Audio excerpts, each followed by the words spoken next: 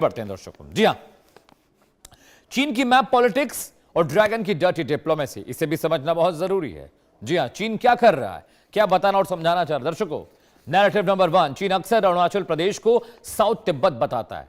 जी हां, ये करता आ रहा है चीन बहुत वक्त से, और इसे लेकर लगातार वहां पर चर्चा भी होती रहती है। नैरेटिव नंबर 2, अक्साई चीन को अपने नक्शे में शामिल दिखाना चीन की पुरानी आदत है, और वो बार बार ऐसा करता है विवाद खड़े करने के लिए। दुनिया भर में ये प्रसारित करता है कि अक्साई चीन भारत का नहीं उसका है। नैरेटिव नंबर 3, आधिकारिक मैप्स और ऐप में भारत की सीमाएं अलग तरीके से चाइना ने कई बार दिखाई। इसे लेकर भारत सरकार ने विरोध भी जताया, चाहे वो तिब्बत का मामला रहा हो, चाहे अरुणाचल प्रदेश का, लेकिन इसे कोई फर्क नहीं पड़ता। दर्शकों, आगे बढ़ते हैं। विवादित नक्शों पर भारत का क्या रुख रहा है। भारत सरकार ने जब भी विवादित नक्शे जारी किए गए तो भारत सरकार ने क्या कहा, आइए आपको वो भी बता देते हैं। रुख नंबर 1, पूरा जम्मू कश्मीर और लद्दाख भारत का अभिन्न हिस्सा है। भारत सरकार यह कहकर अपना विरोध हमेशा जताती रही है। रुख नंबर 2, अरुणाचल प्रदेश की तरह भारत का राज्य है। अरुणाचल प्रदेश पूरी तरह भारत का राज्य है, यानी अरुणाचल प्रदेश का वो हिस्सा जो चाइना अपना बताता है वो भी भारत का ही हिस्सा है, भारत सरकार ये कहती है। रुख नंबर 3, भारत सरकार का भारत में गलत नक्शा दिखाना कानूनी अपराध है। दर्शकों, आगे बढ़ते हैं। तो भारत ने अपना स्टैंड क्लियर कर दिया, लेकिन नेपाल एयरलाइंस का जो विवादित नक्शा था वो तो आपने देखा नहीं है। आइए दर्शकों, आपको वो नक्शा भी हम दिखाते हैं कि जो विवादित नक्शा था नेपाल एयरलाइंस का वो था क्या। आइए आपकी स्क्रीन पर वो दर्शकों कुछ ही मिनटों में हम आपको दिखाएंगे। ये देखिए, ये वो विवादित नक्शा है दर्शकों जो नेपाल एयरलाइंस ने जारी किया था। थोड़ा चीजें ब्लर हो रही हैं, लेकिन मैं आपको समझाने की कोशिश करूंगा। ये जो आपको रेड डॉट्स दिख रहे हैं ये सारे डेस्टिनेशन है जहां पर उड़ने के बाद नेपाल एयरलाइंस ने अपने रूट मैप में जब इसे जारी किया तो बताया कि हम इन जगहों पर उड़ सकते हैं। लेकिन ये देखिए, ये आपको दिल्ली दिखाई दे रहा है दर्शकों। अब देखिए यहां पे जो ये वाला जो पोर्शन है, ये पोर्शन ये यहां तक भारत का है, यहां से लेकर यहां तक ये पूरा भारत का है। यहां तक ये जो ग्रे पोर्शन देख रहे हैं ये भी पूरा भारत के हिस्से में आता है, लेकिन इन्होंने ये ग्रे पोर्शन पाकिस्तान में दिखा दिया, यानी लेह लद्दाख जम्मू कश्मीर का हिस्सा। यहां पर जम्मू कश्मीर है, ये लेह लद्दाख है दर्शकों। ये वाला हिस्सा भी एयरलाइन से जो ग्रे पार्ट है वो पाकिस्तान है, तो ग्रे पार्ट बढ़ाकर उन्होंने इंडिया के अंदर कर दिया, ये अब दिखाने और जताने के लिए। आप देखिए, आपको ग्रे पार्ट दिखाई दे रहा है, यहां पर भारत का नक्शा यहां तक होता है, यहां तक, लेकिन उन्होंने भारत के नक्शे के अंदर ग्रे पार्ट दिखा दिया था, और यहीं पे बवाल मचा कि भाई जम्मू कश्मीर और लेह लद्दाख जो है वो भारत का अभिन्न हिस्सा है। कैसे नेपाल ने उसको पाकिस्तान में दिखा दिया, और ये जब ट्रेंड करने लगा, ट्रोल होने लगे जब एयरलाइंस के लोग, तो उन्होंने माफी मांगी, नक्शा हटाया, बाइकॉट नेपाल एयरलाइंस जब ट्रेंड करने लगा तो उनकी हालत खराब हो गई।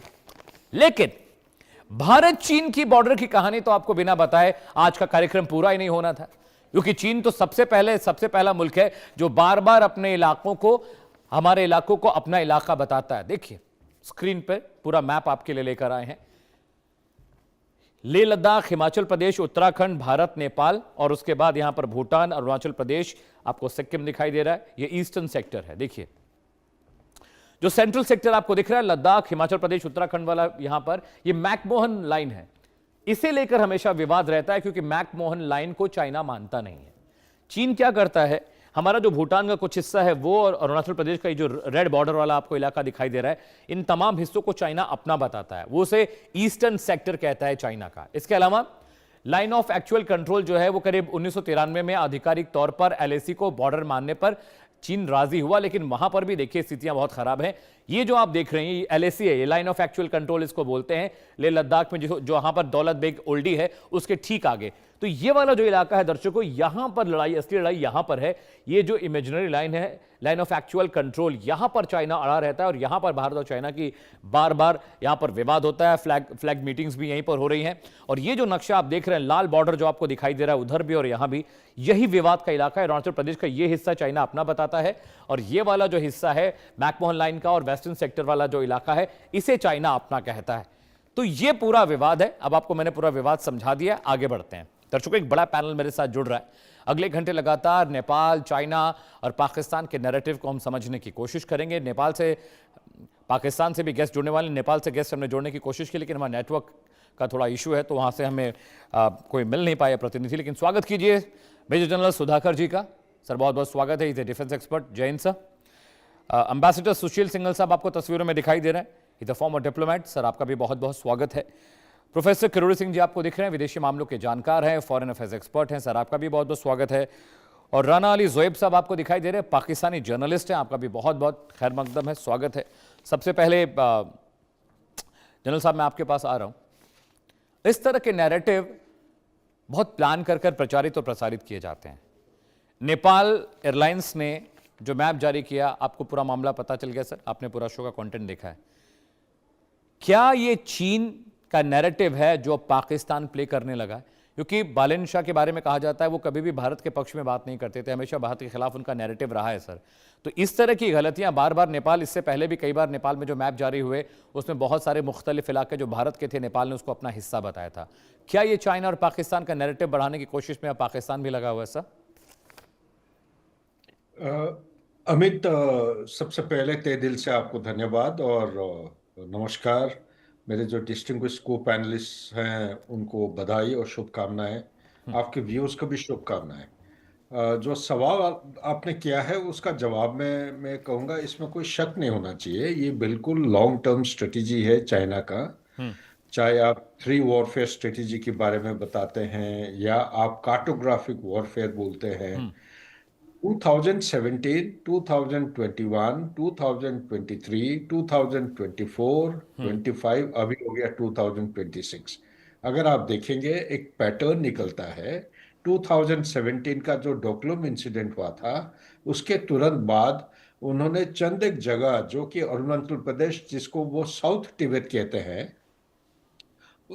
उस प्रदेश में चंद एक जगह का, पहाड़ों का नाम, पॉपुलेशन सेंटर, पासेस के नाम, नदियों के नाम उन्होंने बदल के तिब्बतन और चाइनीज नाम रखे थे। उसके बाद 2023 को भी इसी तरह उन्होंने किया। उसमें 2023 को जहां तक मुझे याद है, भूटान के ताशीगांव ताशीगांव उनका एक सेंचुरी है जो ईस्टर्न भूटान एक कटक क्रॉस करता है। एक रास्ता है सीधा एकदम जाता है लुमला तक, क्योंकि मैं उस इलाके में रहा हूँ। और उनके जो राजा हैं वो उसको खोलने के लिए तैयार नहीं है। वो कहते हैं अगर वो रास्ता पास को खोल देंगे, क्योंकि भूटान और चाइना बॉर्डर के बीच में यानी कि तिब्बत के बीच में 17 कमर्शियल पॉइंट्स हुआ करते थे।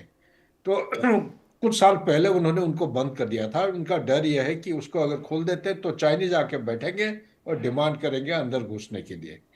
तीसरा, आप 2024 को अगर देते हैं तो 2024 जितना मेरे को याद है, ये इंडियन ओशन रीजन में पानी के नीचे जो टोपोग्राफिक है उनको म्यूजिकल इंस्ट्रूमेंट का नाम देते हुए बदलना शुरू किए। वही टिबेटन और चाइनीज नेम, और सॉरी, म्यूजिकल इंस्ट्रूमेंट का नाम रखा। 25 को भी इसी तरह, 26 को भी इसी तरह। एक पैटर्न एक जमता है। ये एक्चुअली शुरू हुआ है, आप देखेंगे हमारा जो आर्टिकल 370 और 35 अल्फा का एब्रोगेशन 2019 को, उसके पहले और उसके बाद ये इंटेंसिटी बढ़ गया है। ये कोई नया खेल नहीं है। अगर आप समय है 2 लाइन मेरे को बोलने दीजिए। ये 1980s में साउथ चाइना सी में जी ने छोटे छोटे आइलैंड और शोल्स को वो नाम चेंज करके इसी इसी तरह अलग अलग नाम रखने लगे और उसको क्लेम करने लगे। और धीरे धीरे धीरे धीरे टाइम टू टाइम एक पैटर्न एस्टेब्लिश हुआ। करते करते करते 9 डैश लाइन, पहले उनका 11 डैश लाइन होता था। उसके बाद फिर कोई कारण के भाई वियतनाम ने ऑब्जेक्ट किया, फिर 9 डैश लाइन कर दिए। धीरे धीरे धीरे धीरे साउथ चाइना सी आज के दिन में चाइना की तरफ से 90% एरिया को क्लेम करते हैं। वो जो अनक्लोज है United Nation Convention on laws of the sea 1982, वो उसको मानते नहीं है। वो कहते हैं साउथ चाइना सी का 90% एरिया वो चाइना का है। फिलीपींस उसका ऑब्जेक्ट किया था 2012, फिर 16 को उसका आर्बिट्रेशन कोर्ट से उनको रिलीफ मिली थी। और आर्बिट्रेशन कोर्ट ने बोला था कि नहीं, चाइना 1200 किलोमीटर अपना कोस्ट लाइन के दूर जाके फिलीपींस के कोस्ट पे दखल अंदाज नहीं कर सकता। उनका चल रहा है एक डेली तमाशा। तो कहना ये चाह रहा हूं कि बड़ा लंबा प्लान है चाइना का, और भारत को इसके लिए एक काउंटर स्ट्रेटेजी करना चाहिए। एक शॉर्ट टर्म, एक मीडियम टर्म, एक लॉन्ग टर्म। शॉर्ट टर्म में कंटेनमेंट में एक समय था अमित, हम बिल्कुल चुपचाप रहते थे, उसको प्रोटेस्ट भी नहीं करते थे। 2011 वाज अ टर्निंग पॉइंट। जब से प्रोटेस्ट करने लगे, एक है हॉटलाइन के ऊपर और दूसरा होता था प्रोटेस्ट फॉर्मल प्रोटेस्ट, एमईए की तरफ से एक प्रोटेस्ट नोट होता है, ये this is a diplomatic means of lodging a complaint. So तब से ये शुरू हुआ है। ये इसके बारे में हुआ ही कि नहीं मुझे नहीं पता है। जी। मैं तो ये जरूर गुजारिश करूंगा सरकार को, ये चुप करके ना बैठे, जवाब जो भी कुछ एक्शन करते हैं उसका जवाब लिखित रूप में, और इसको उसको जरूर उसको रेस करिए by diplomatic means, officially formally होना चाहिए, रजिस्टर होना चाहिए, राइट तब सर। जाके चाइना को आप कुछ हद तक चुप करा सकते हैं। Back to you right please. Sir. Professor साहब, मैं आपके पास आऊं, किरोड़ी सिंह जी। एक तो सर भारत सरकार ने इसे लेकर कोई बयान, कोई टिप्पणी जारी नहीं की। दूसरा कि Balen Shah anti India narrative के लिए जाने जाते हैं। उन्होंने कई बार आरोप लगाया कि नेपाल को भारत छोटा देश समझता है, हमारी संप्रभुता, हमारे आंतरिक निर्णयों पर भारत का दखल है।